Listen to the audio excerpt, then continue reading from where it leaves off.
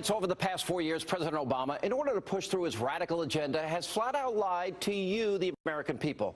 Here are a few examples to help prove our point. Watch this. If you choose change, you will have a nominee who doesn't take a dime from Washington lobbyists, doesn't take a dime from Washington PACs. And when I am president, their days of setting the agenda in Washington will be over. Today, I'm pledging to cut the deficit we inherited by half by the end of my first term in office. Guantanamo will be closed no later than 1 year from now. Transparency and the rule of law will be the touchstones of this presidency. The long list of lies does not stop there. With the second term comes a brand new set of unkept promises, and they're already starting to pile up. Remember when our fearless leader, for example, said this. No family making less than $250,000 a year will see any form of tax increase. Nothing in this plan will require you or your employer to change the coverage of the doctor you have. We've been extraordinarily careful not to in any way undermine the employer-based system. And that's why my proposal builds on the current system, where most Americans get their health insurance from their employer. If you like your plan, you can keep your plan. Now, guess what? Well, he couldn't keep those promises either. Middle-class taxes have already gone up, and so they'll continue to do so thanks to the administration. And when it comes to Obamacare, the CBO projects that by 2022, 7 million Americans will not be able to keep their employer insurance program thanks to Obamacare. And joining me with reaction, syndicated columnist, best-selling author Michelle Malkin, Fox News political analyst Juan Williams. Let's see, Juan, we have one article in Investors Business Daily today that the cheapest plan by 2016 is going to be $20,000, and that the CBO says 7 million Americans are going to lose their health insurance. What happened? Should I be upset over this, or should we just accept that promises aren't fulfilled here?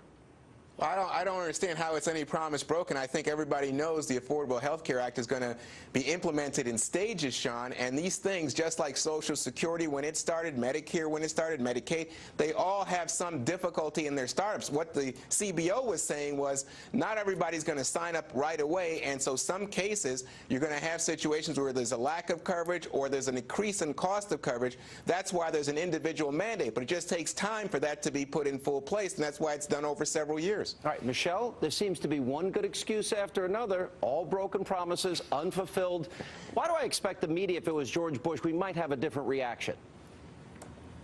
Because double standards are the reality in Washington, and they have been for a long time. And, of course, all the obfuscation and excuses were added to right there in the 30 seconds that Juan Williams just spoke. He can't understand why you're pointing to all of these lies from the lying liar-in-chief about how he sold Americans a bill of goods on Obamacare. Could you spell it out any clearer in all of those sound bites? The comparison between what he promised and what people are getting, the reality of even big labor organizations that lobbied most aggressively for Obamacare now balking and wanting out of it because their rank and file members are realizing that they're going to pay a hell of a lot more than they paid before Obamacare came along. That is assuming if they still have their plans, because of course many of these union chapters, and this is an untold story, have been dropping their plans or deteriorating a lot of the benefits that they had before Obamacare.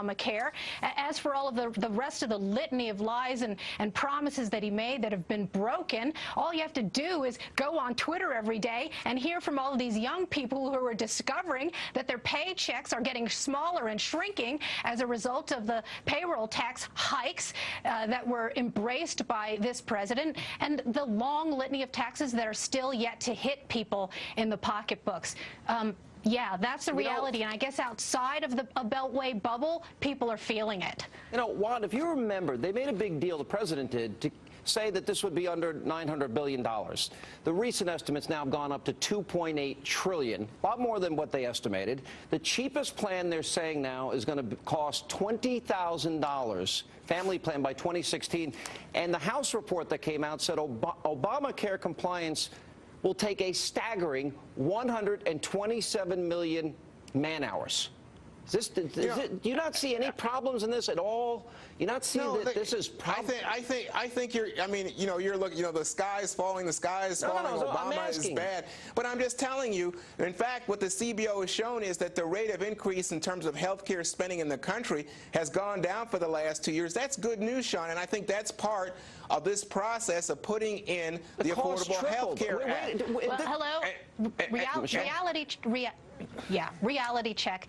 I may not be a real journalist like you, Juan, but I'm not a Pollyanna either. And out here in the real world, the effects of Obamacare, including the medical device tax that is cutting R&D and causing layoffs across the country in the most innovative firms, the fact that so many people who were intending to go into medicine are no longer going into medicine. Thank you, brain drain, a big consequence now of Obamacare, and the fact that so many small businesses, doctors who were individual practitioners, are either bailing and retiring altogether or going into concierge care. Have you heard that term? Do you know the trends now of people who are shutting down their practices as they used to be constituted, dropping insurance altogether, where now only the wealthiest can pay for care? Congratulations, Obamacare. Heck of a job.